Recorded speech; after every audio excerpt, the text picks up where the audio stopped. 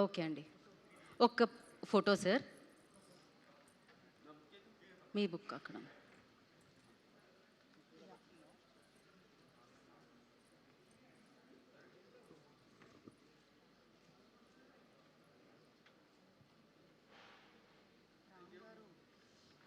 Yes. ఒక team picture sir, ఒక team picture. అందరికీ నమస్కారం. ఈనాడు మన అఖండ తాండవం ఈ విజయోత్సవ పండుగకు విచ్చేసిన పాత్రికేయ సోదరులకు అందరికీ, ప్రింట్ అండ్ ఎలక్ట్రానిక్ మీడియా వారికి, అలాగే ఈ యొక్క కార్యక్రమాన్ని టీవీల ద్వారా మాధ్యమం ద్వారా వీక్షిస్తున్న తెలుగు ప్రేక్షకులందరికీ, ప్రేక్షక దేవుళ్ళందరికీ నా హృదయపూర్వక కళాభివందనాలు తెలియజేసుకుంటున్నాను. నేహాభిగ్రహణ శోక్తి ప్రచవాయుతోన విద్యతే స్వల్పమపస్య ధర్మస్య త్రాయితే మహతో భయాత్ అంటారు. అంటే కొందరు పుడతారు, ఎవరిని పడితే వాడిని మనం మహానుభావులు అంటాం. అందరూ మహానుభావులు కాలేరు. అంటే ఆ శివుడు ఆజ్ఞ లేనిదే చీమ కూడా కుట్టదు. అంటే ఉపకరణాలు ఆ భగవంతుడు ఎంచుకుంటాడు కొంతమందిని ఈ పని కోసమని. అలా ఇవాళ మన భగవద్గీత ప్రచారకర్తలు గంగాధర శాస్త్రి గారు ఇంతకుముందు చెప్పారు, ఎన్నో శ్లోకాలు చెప్పారు. వాటిలన్నిటికీ అర్థం ఇదే.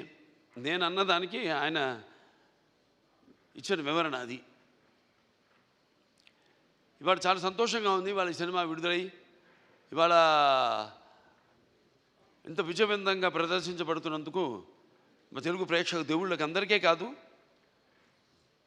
యావత్ భారతదేశపు ప్రజలందరికీ నా హృదయపూర్వక కృతజ్ఞతాభివందనాలు తెలియజేసుకుంటున్నాను. మరి కృతజ్ఞతలు తెలియజేసుకున్నందుకు, ఎంత మంచి పాఠం ఇచ్చినందుకు మీరు కూడా రుణం తీర్చుకోవాలి.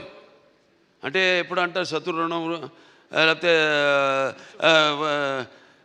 మన రుణశేషం అగ్నిశేషం శత్రుశేషం ఉండకూడదని.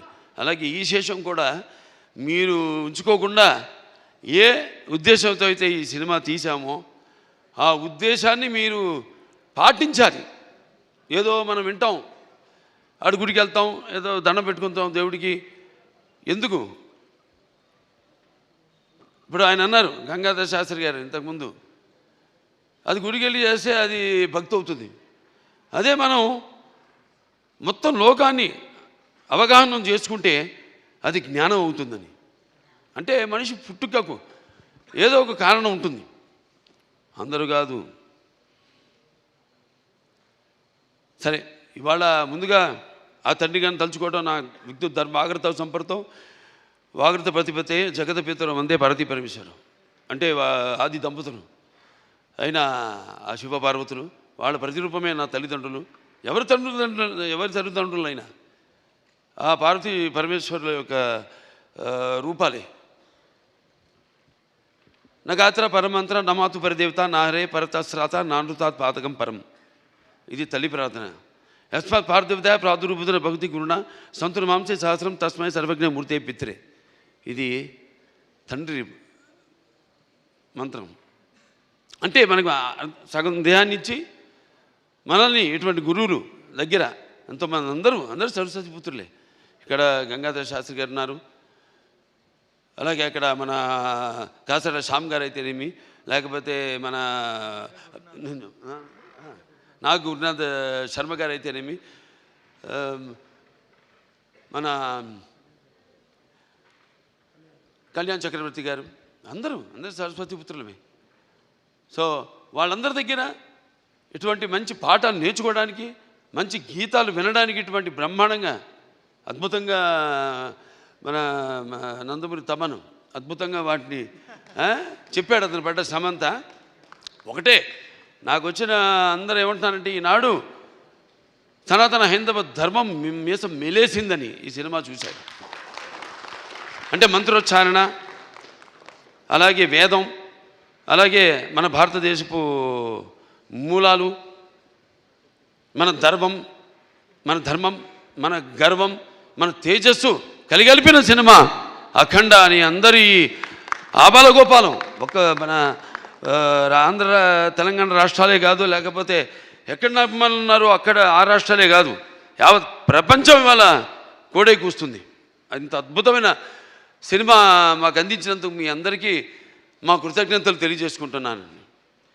అలాగే అద్భుతమైన అంటే ఈ సినిమాలో ఒక్కొక్క డైలాగ్ ఒక్కొక్క ఆణిముత్యం అంటున్నారు. అలాగే ప్రతి సీన్ కూడా ఒక ఉద్వేగం, ఒక ఉద్రేకం, అలాగే ఒక ఉత్తేజ ప్రకంపనం అంటున్నారు జనం ఈ సినిమాని చూసి. సో సినిమా అంటే కేవలం ఈనాడు దైనందిన కార్యకలాపాల్లో పడిపోయి మనిషి తన అన్న వస్త్రాలతో పాటు ఈ యొక్క సినిమాని కూడా ఒక మాధ్యమంగా ఎంచుకున్నాడు, ఒక అవసరంగా. అంటే ఎవ్రీడే ఏమంటాం మనం, కన్జ్యూమబుల్ కమోడిటీగా, నిత్యవసర వస్తువుగా. మరి ఎటువంటి సినిమాలు తీయాలి మనం అన్నది కూడా మనం ఆలోచించవలసిన అవసరం ఉంది ఇండస్ట్రీలో పెద్దలు. అటువంటిది ఈరోజు నాకు చాలా గర్వంగా ఉంది. నా 4 సినిమాలు, ఇది 5వది, 6 రాబోతుంది రేపు. దానికి కూడా చెప్పా, చరిత్రలో చాలామంది ఉంటారు కానీ సృష్టించిన చరిత్రని మరల తిరిగి రాసి మరల చరిత్రను సృష్టించేవాడు ఒకడే. అది ఆ తెలియని ఒక శక్తి. దాని కొనసాగింపు ఆ డైలాగులు అన్నాను, నేనే ఈ శక్తి, నాదే ఆ శక్తి అని. చరిత్ర రాయాలన్నా మేమే, చరిత్ర సృష్టించాలన్నా మేమే, దాన్ని తిరిగి రాయాలన్నా మేమే. ఎంత నేనేదో పొగరుతో చాలామంది అంటారు, ఏంట్రా ఏం చూసిరా బాలకృష్ణ ఇంత పొగరని. నన్ను చూసుకునే నా పదునైన పొగరని నేను అంటాను. ఎవరిని చూసుకుని ఇంత ధైర్యం అని ఉలిక్కిపడి చేస్తుంటారు. నా వ్యక్తిత్వమే నన్ను ఉచ్చిగొలిపే ఒక విప్లవంగా అడుగడుగునో చూపిస్తాను. అలాగే ఏంట్రా వీడికి అన్నీ తెలుసా అనుకుంటాను. నేను తెలుసుకునే కంటే గొప్ప విద్య ఏముంటుందని ఒక సవాల్గా నిలబడతాను. అంటే ఇదంతా పొగరు కాదు, అది ఎక్కడి నుంచి వస్తుందో నాకు తెలియదు. అంతా ఆ పరమేశ్వరుడి ఓంకారం అన్నాను ఇందాక. ఓంకారం పరబ్రహ్మ సర్వ ఓంకార సంభవం అకారోకార మాంతాయ ఓంకారాయ నమో నమః. ఆ ఓంకార శబ్దం ఓమితి బ్రహ్మ ఏకాక్షరి అంటాం. అలా ఇలా తెలుసుకోవాలి. అంటే యువతరానికి ప్రతినిధులు, నవతరానికి నాయకులు, భావితరాలకు భారతదేశపు మహాశక్తి అయిన యువకులు. నీ తప్పు లేదన్ను, నీ తప్పుకు అది ఎట్లా అంటే ఈ యొక్క రొటీన్ దైనందిన కార్యకలాపాల్లో అన్నాను ఇందాక, పోటీ. దానికి నేను ఎప్పుడు ఏదైనా ఆసరా తీసుకునేది సినిమాలే, లేకపోతే సంగీతం. వీటి మీదే ఎప్పుడన్నా నేను మనిషిని, నాకు ఎప్పుడైనా నిర్లిప్తత ఇది వచ్చినప్పుడు రోజు గంటన్నర పూజ చేస్తాను నేను. ఆ పూజ తర్వాత నా వృత్తే నా దైవం. ఆ వృత్తే ఈ అఖండ సినిమాలో నా పాత్ర. నేను చెప్పాను కూడా, ఇంతకుముందు ఒక సభలో చెప్పడం జరిగింది. ఒక ఇది శివ తాండవం యొక్క విన్యాసం ఎలా చేశాను ఈ పాత్ర అంటే, ప్రతి పాత్ర యాక్టింగ్ అంటే ఊరికే నమ్మడమో అరవడమో, లేకపోతే ఒక కళ్ళల్లో కన్నీళ్లు తెప్పించడం కాదు. పాత్ర అంటే ఒక పరకాయ ప్రవేశం. అది ఒక నందమూరి ఎన్టీ రామారావు గారు. ఎందుకంటే నేను చెప్పాను ఇంతకుముందు, ఆయన తలుచుకోకుండా ఏ సభ నేను అంటే నాకు ఇంత ధన్యమైన జన్మనిచ్చే నన్ను మీ అందరి గుండెల్లో ఆయన ప్రతిరూపంగా నిలిపినందుకు, మరి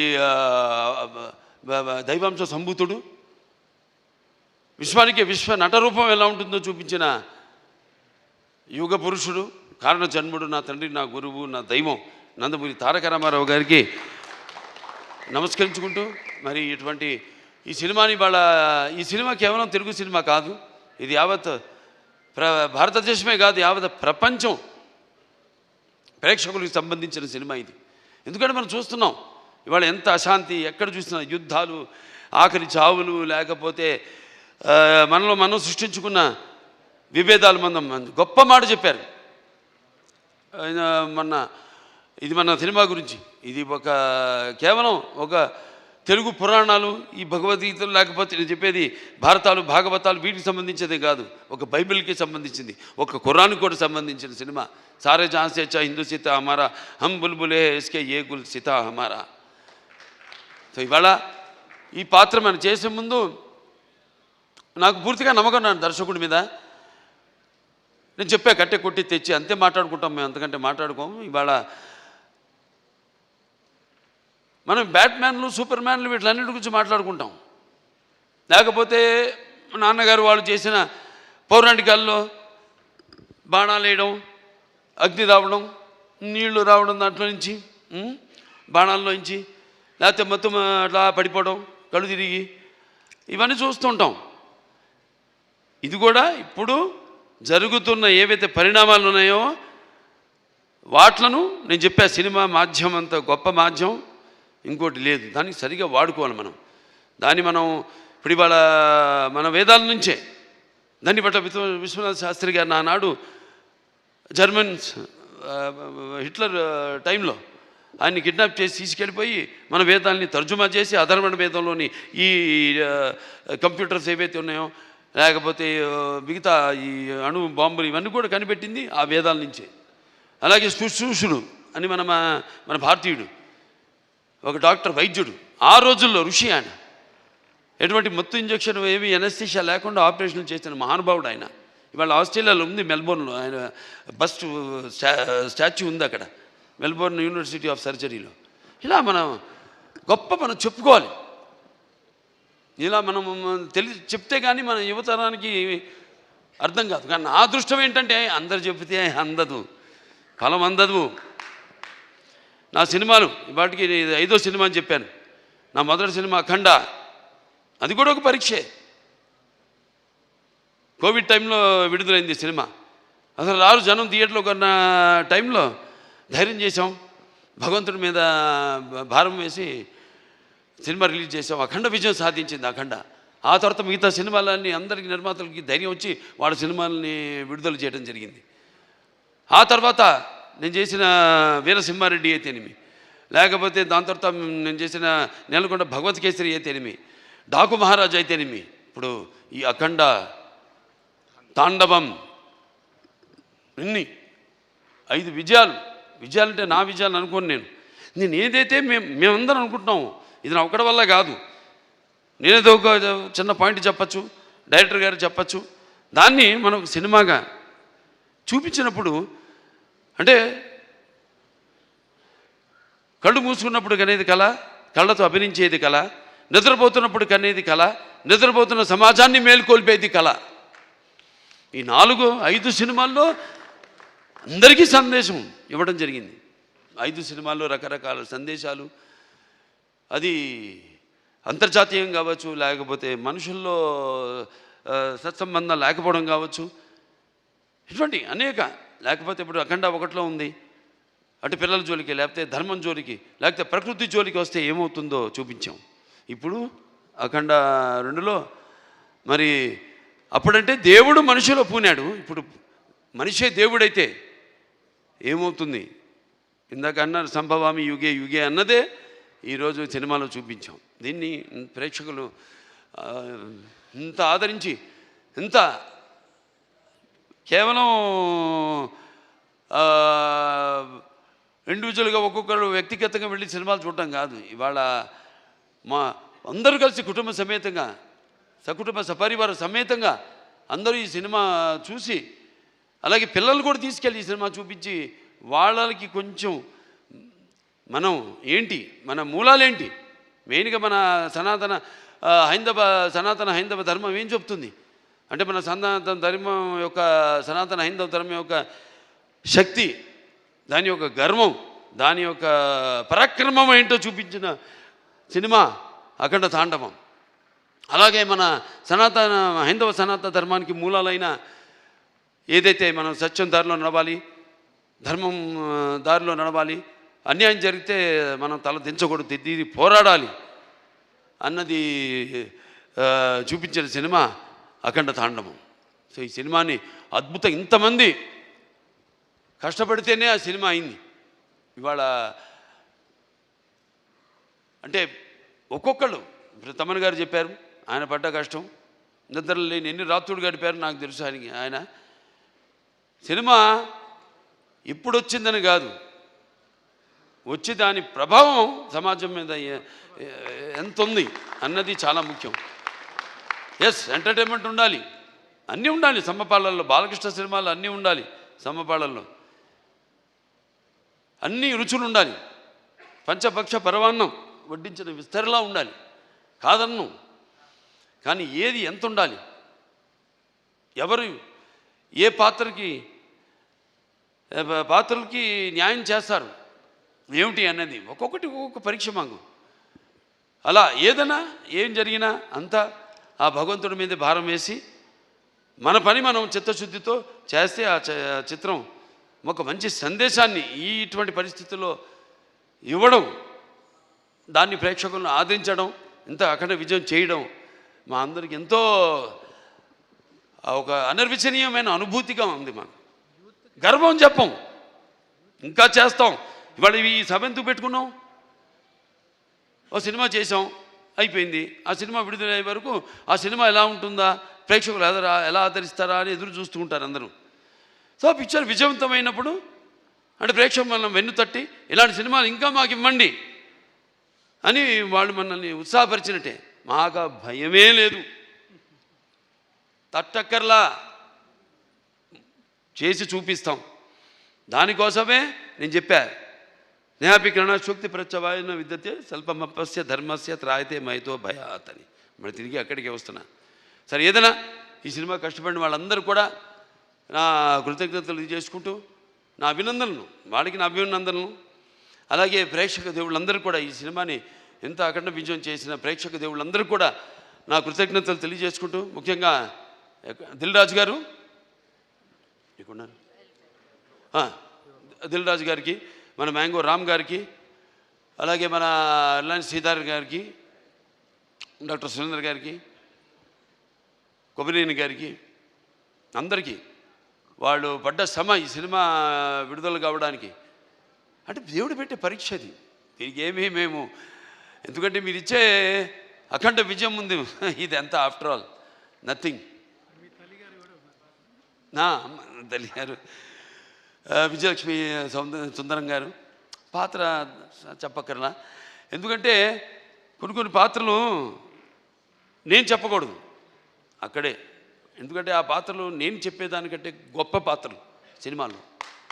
ఆ శివుడే వచ్చి ఆ చితికి నిప్పంటిస్తే స్వామి అని పలకరించి అద్భుతమైన సన్నివేశం ఒక్కటి కాదు ఆ సినిమాలో, అన్ని అద్భుతమైన సన్నివేశాలు ఇందాక చెప్పాను నేను. సో మనస్ఫూర్తిగా అందరికీ ఇక్కడ నా టీం వాళ్ళందరూ కూడా, రామలక్ష్మణ హాస్టల్కి అయితేనేమి, లేకపోతే మా కళ్యాణ్ చక్రవర్తి గారు, కాసాల శ్యామ్ గారు, అలాగే మన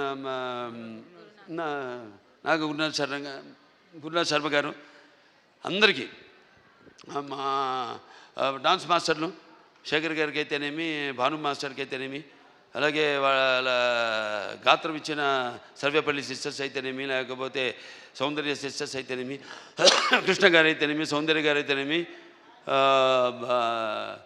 గంగాధర్ గారి గురించి కొందరి గురించి నేను అన్నాను. నేను చెప్పేటంత వాడిని కాదు, పాత్ర అయినా కానీ సినిమాలో ప్రత్యక్షంగా అయినా కానీ నేను అంత పెద్దోడిని కాదు. మా వాళ్ళ గురించి మాట్లాడాల్సిందంతా ప్రేక్షకుల గురించి అంతే. అదే ఈ సభకు ముఖ్యంగా ఇవాళ జరుపుకోవడానికి, ఈ పండుగ జరుపుకోవడానికి. సో ప్రేక్షకుల దేవుళ్ళందరికీ మరొకసారి నా ఈ ఇంత అఖండమైన విజయాన్ని మీకు మీరు దక్కించుకున్నందుకు, మీకు మీరు ఇచ్చుకున్నందుకు మీ అందరికీ నా అభినందన తెలియజేసుకుంటే నేను సెలవు తీసుకుంటున్నాను.